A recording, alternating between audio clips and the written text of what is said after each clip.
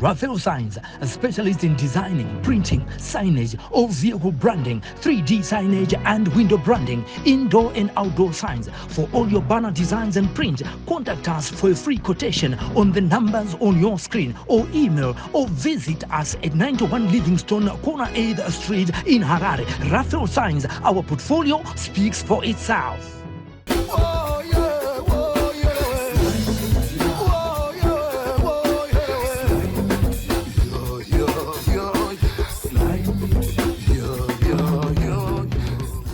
Kamchai kwa tukita vatari Resla Media TV zita ndinonzi Simbarasho ukazvidza. Street yandu kufamba ino iri kuMbare ndiyo inonzi Vito Street. Nasi ndoko tashanyira kwatine nyaya yatauya kuzoita panapa. Pane nyaya yemukomana wechidiki anonzi Clancy. Clancy uyu arikuti akatenga ring iyi nobva aisa muchigumwe pake, asi pari zvino ring iya haichabvi. Rimwe divi rering iri ratonyura muskin, akambozama zvese atadza. Saka tauya kuno kuti tikurukure naye kuti tinzwe kuti ko zvakambotanga sei kuti zvisvike pazvave apa. Regai tinzwe achitiudza nhoroondo yake. Okay. Ndina mukoma wandinawo panapa vane dambudziko rering iri paruoko yakutadza kubva. Mukoma, ndikumbira kuti mudze vatariri kuti imimi munonzani uye mubva matanga kutsanangura kuti dambudziko iri rakatanga sei.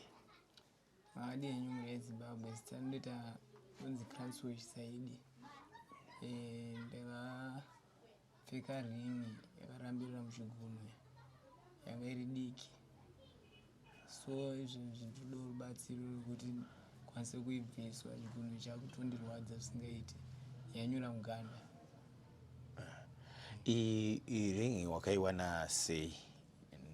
Uye ndiri nhuyiwa zvakaitika izvi? Ndingoti last time na January. Okay. Wakaitenga mustreet here? Mustreet kune komana shamwari dzemustreet. Vanoita zvekutengesa mustreet? Iye basa rake anoshanda kumusika. Itaita sort of kuswapa like. And then yakandipa yanga iri small and ndaifana kuipfeka muchigunwe chidiki andaifosa muchigunwe chipakati. Samuifosa imomo ndakagara nayo about 5 months ndisingaibvisi. Ndakazonzwa yakuvava tsvine yokugarisa sere. Samuzoda kutry kupula dai so makazokulota ropa. Yaishimba kumusoro. After 5 months ndisingatomboibvisi kana kuti aisina nangoifosa chete.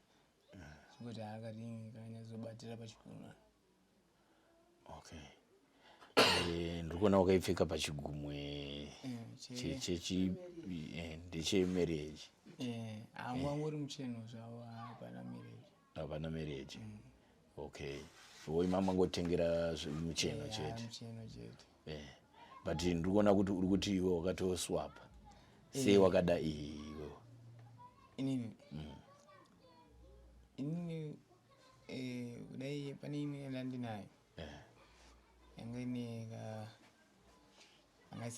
angasinonyanya simba zvayo zvanga iri. Saka ndakabva ndangoswapa zvekuti ndakatomboipfeka pane chigunwe chidiki ndaona kuti rimwe kuti ndakafamba iri kurembera iri kudonha kusasa. Pandangoti regai ndingoipinza muchigunwe. Then ndingoifosa, ndakatoifosa yekuti ndasvika ndapfeka ring yasvika pakati apa ndobva ndaifosa muchigunwe. Okay. Yasvika pava.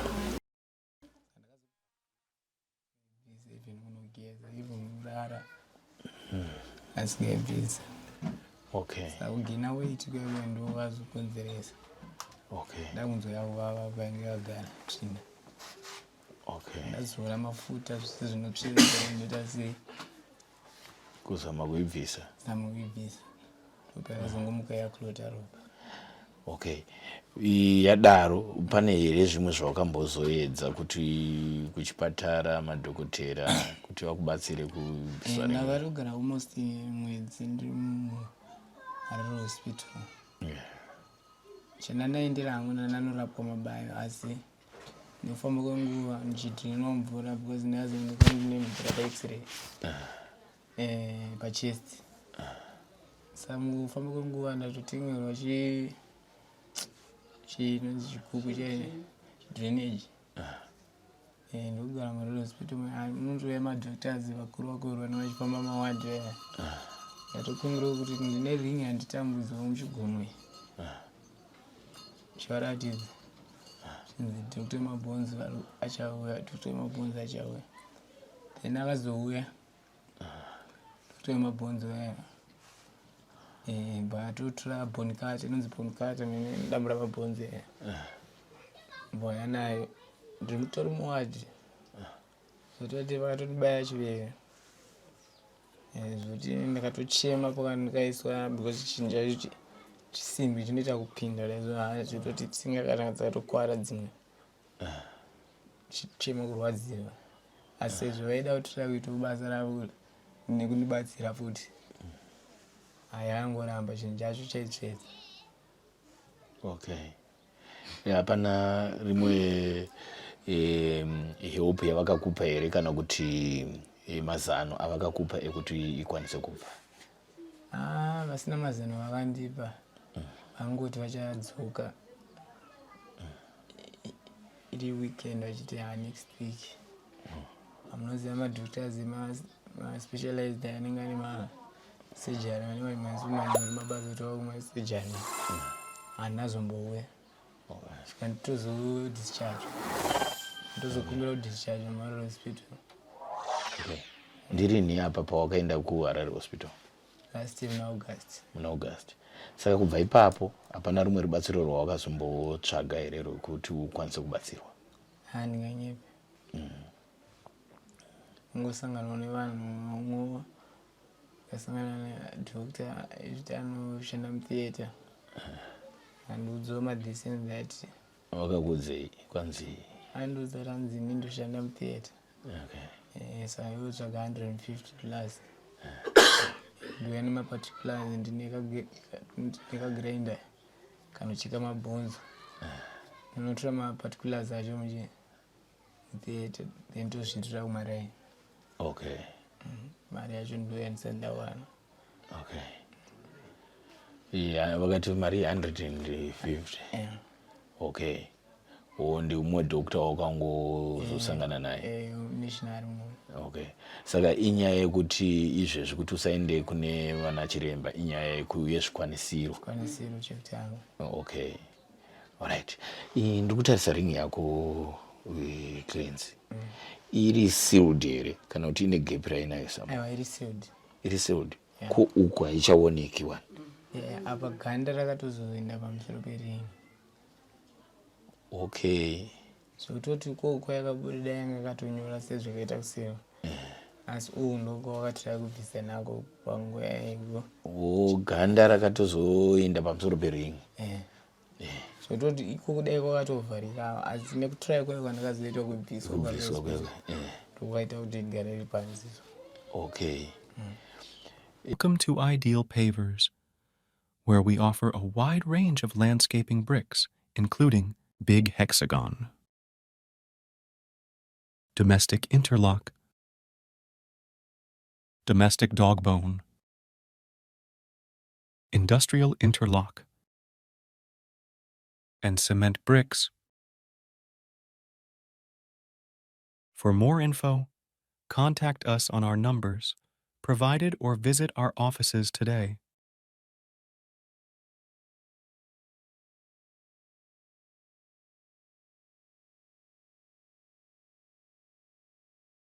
Ona urikuti kunoku yakavhwa neganda asi uku ndokwayasara iri iripo.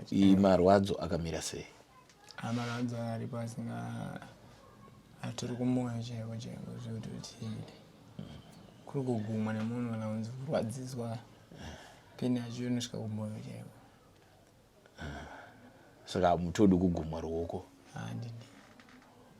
Sine chando futi. Chinozoganda kaya simbi inochengeta futi chando. Nguva iyo nentori nguva yakaoma.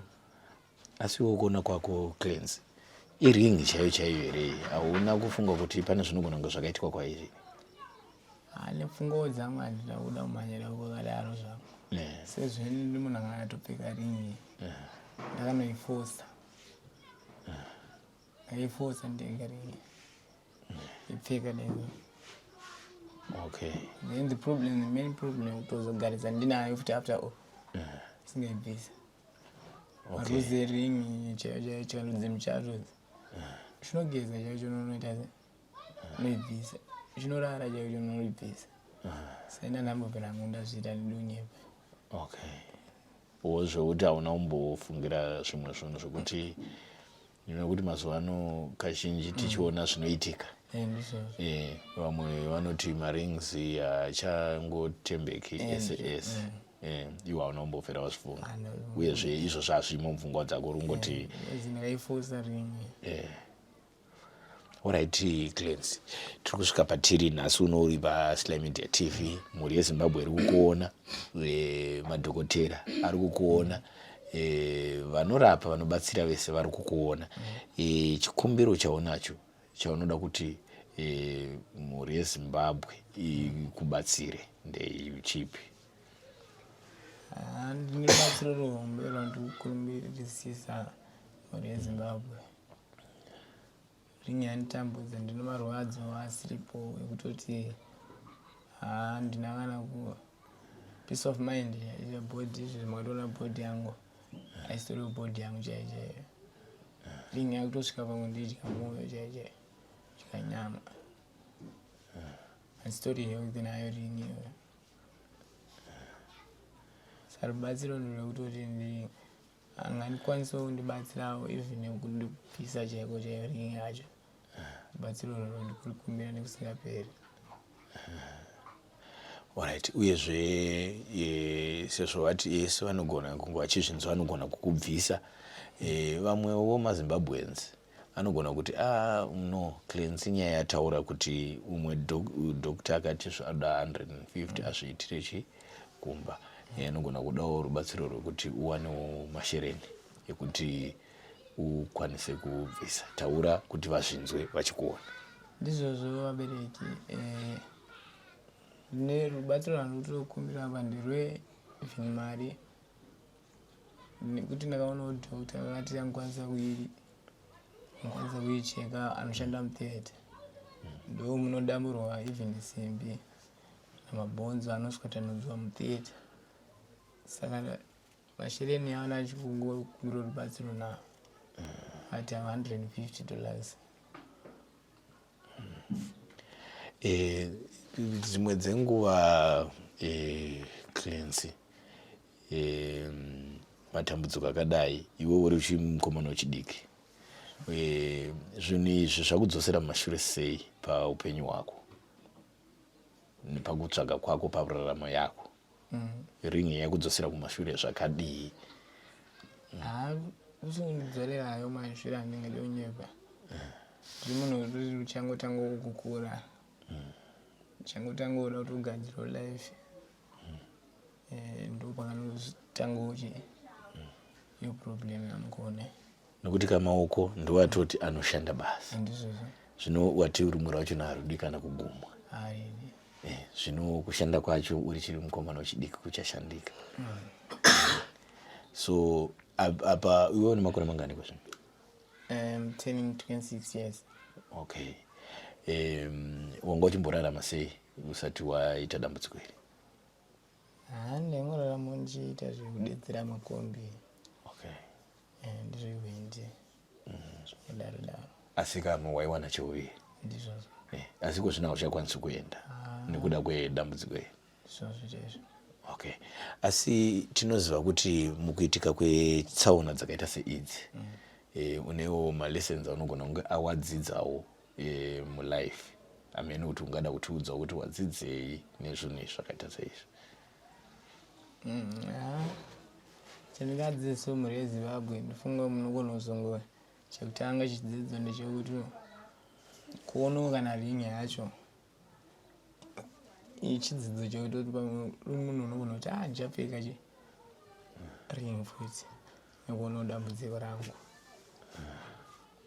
zvinogona kuitwa usaidi kwako wakarayirwa because chakaitika pakugena weight ndakaita. Okay.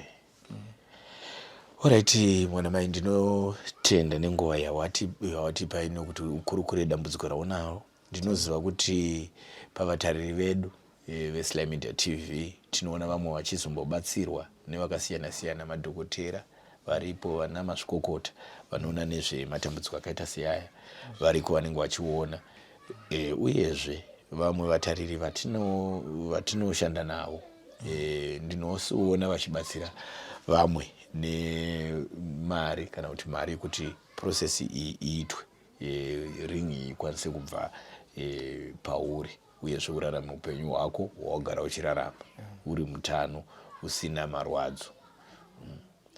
Ameno, kana une mashoko ada kutaura ekupedzisira? Ndotenda zvangu nekutonge chitondiswa paruzhinji ndiwanewo achandibatsirawo because even kugumirwa nekufunga chaiko kwenda ndagumirwa semuna mudiki wofuti site. Makadi henyu muri yeZimbabwe. Ndina mai vanogara naKranzi, ndini mai vaKranzi. Mukomana akangotanga auya neringi ndichimuti iwe zvauri kuti ringi iri kurwadza wadiwa isasipo yobva. Zvikanzi handazvitraya zvese. Mukomana wagara ari ngorwadziwa neringi, yazvimba yaora yaita zvese mumiri make. Yanyura manje. Tatraya kuenda kliniki yomba yenyorerwa Harare Hospital. But kuHarare Hospital akanga aendera imwe nyaya. Akanga aita mabayo achikosora, iye agara ari pamapiritsi, saka mukomana wacho zvakawanda mumiri make, muupenyu hwake chaizvo haana utano hwakati tsvikiti. But before paakaisa ring aimwa mapiritsi ake anga ari health, anga ari right, akasimba. But pare zvino izvi patakaenda kuHarare Hospital omva azonotaura nyaya yake yering, but anga asina kuendera izvozvo. Omva madhokta atraya kuda kumucheka vakatadza. Pandakazoenda ini masikati ndichinomuona ndakawana ropa rakazara mubhedha wese. Achiti mama vauya madhokta vachitraya kundicheka zvaramba. Ngati saka toita sei? Zvikanzi aenda kuda kuenda kumba. Omva amboda kutiza muchipatara, omva abatwa pageti. Omva adzoswa. Omva akagara mwedzi newiki kuchipatara mukomana achitreatwa, achirapwa, akambodrenwa mvura yanga yazara mumapapu, akatreatwa akabuda aita zvakanaka. Saka auya adzoka kumba, agara mwana, rubatsiro hakuna. Omva azoona mumwe mudhokta murodhi imomo mukushamwari dzake dzakauya dzikati tine vamwe dhokta vanogona kubatsira mwana uyu.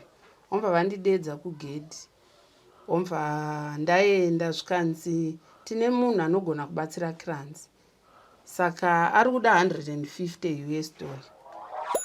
Ngati inini manje kokuiwana handina, nesituation yandinayo pamusha pano handina. Ende pamusoro pekuti inini handina munhu anondibatsira. Handitorina munhu anondibatsira. Zvagara. Mwana ari kupera ari kupera. Ndikamboenda kuna asawira vedu ndikavaudza. Situation yemwana ari kupera miri, ina handichatozivi zvokuita. Ndikafonera hama, ndinofona each and every paararira kurwara ndichivaudza, but hakuna help. Vanenge vachingoti hatinawo mari. Saka inini chandinokumbira mumhuri yeZimbabwe, ndiri kukumbira rubatsiro, mwana abviswe hake ring. Even zvichigoneka kana chigunwe ngachidimburwe, health yake ichadzoka pakare, anoita zvakanaka.